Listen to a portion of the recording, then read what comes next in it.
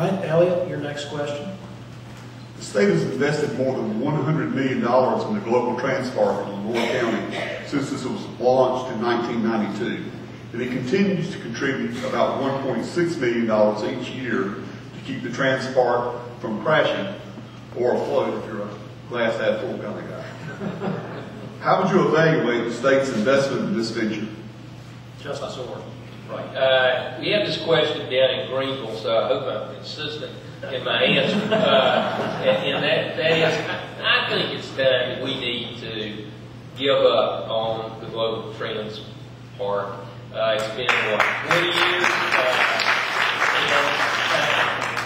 If something's going to happen there, it will happen down the road eventually. But I think we've got to start reinvesting those kinds of dollars in our small businesses, in the kind of high-growth entrepreneurship that will build companies for North Carolina. We've got a broken economic development system, in my opinion.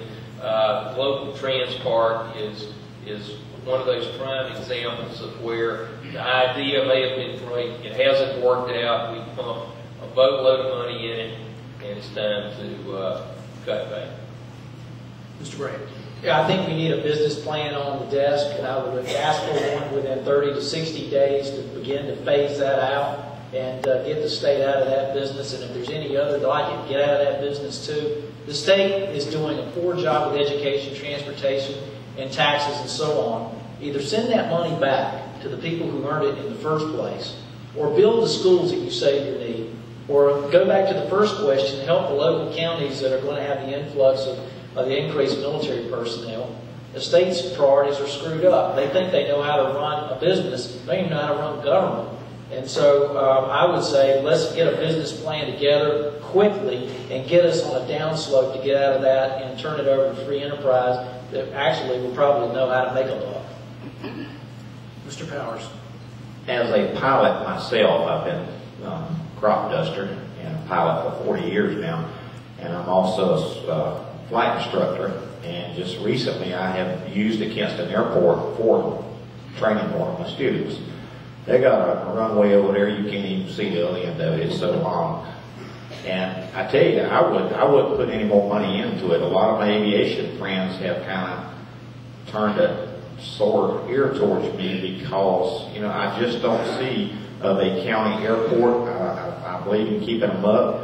But one county I know of just built almost an $800,000 terminal in a little bitty county airport. That thing will never pay for itself, and I don't see throwing money in something like that. I agree keeping them up. And we just need common sense things, such as I would love to see why they don't put out the outlying landing field at Kinston. That's a possibility. Would you see? Senator Smith. Yes, let me just say that I agree with Bob.